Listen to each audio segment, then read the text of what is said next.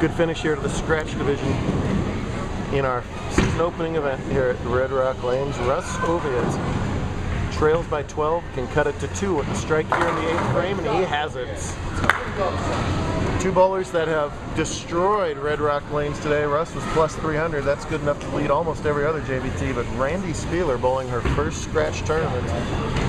You know, when you have that scratch handicap option, whacked him today to the tune of plus 384. Russ. It's a beautiful shirt. Yeah, man. Russ milking his airtime as much as possible here. That's still not a very good place to sit, Russ. All right, we'll deal with that. 16 200 games between the two of them all day long today. This one's been lower scoring. Maybe some title match nerves here, or is someone's going to win their first JBT scratch title. Russ from South Dakota. I'm sure he's got titles on the local events down there.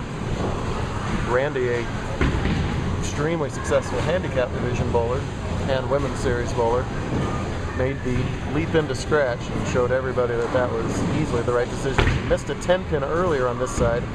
Shooting her right side spares down the right side. That's somewhat unconventional. That time it worked though. And her lead shrinks again. She can max out for 227. Oviatt still has 235 in the wood. So anybody's game, the always important 9th frame sets up the rest of it. Got to get that outside break point. She does, and she has it. All right, boy.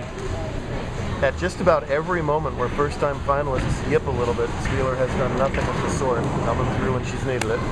Also, by the way, already has a win today as she won the women's series title over handicap champion Brooke. So Randi could have beaten Brooke about an hour ago, and we might still take a picture of Randi and Brooke. That would be very interesting.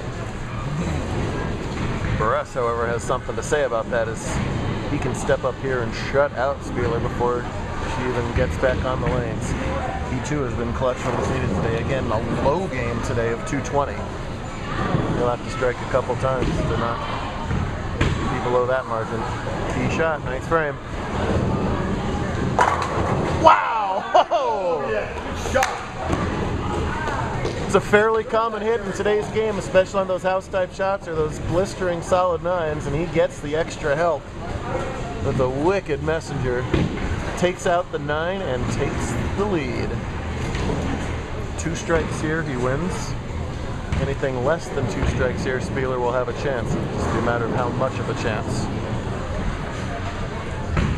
Russ finished 4th in Cliff Castle last Sunday, so he's tasted JBT top 5, but this is his first title match with this. Been impressive. He's yet another solid addition to the ASU bowling team. And they are going to be tough. Right now it's singles. Right now it's throw your Sunday ball right here. Which is a silly euphemism because it's Saturday. Looks good. Oh man. Dead flush, perfect. Kind of gives the whole place the Ushka stare there. That was the game face stare. Yes, sir. Yes, you may do the flex. Well, we've been talking mostly about Randi during this webcast, and rightfully so, but Russ has been on her heels most of the day and can swipe this win away from Randi with one more strike here. It's going to be tough to see either one of these not come out a winner today. They bowled like champs. One of them's going to be the champ, and will largely determined on this ball.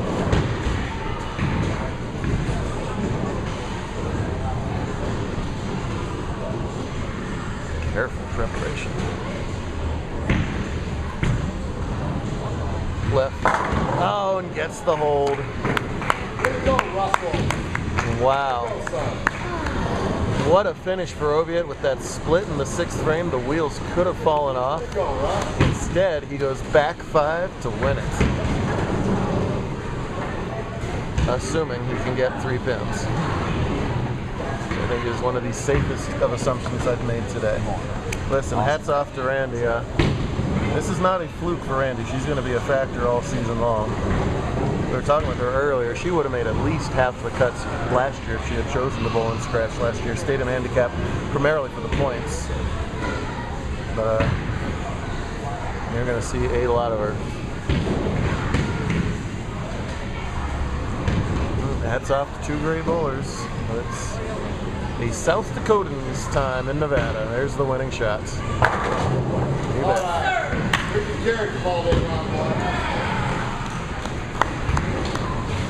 Go, Russ. Happy Papa Oviatt in the background there. He's also doing the side camera taping. Uh-oh. He's smiling at camera 1, camera 2, everything else. There we go. I always love doing this. I'm going to tape the guy taping. There you go. Very confusing. Happy family right there. We like to see that. Just hate that either one of them had to have an L this game. That's good stuff. I wouldn't have known that 235 would have been enough to win it, which incidentally does crush his 220 as his lowest game, and was almost his highest game. 35, 27, 32, 20, 23, 33, 43, 24, and 35 to win it.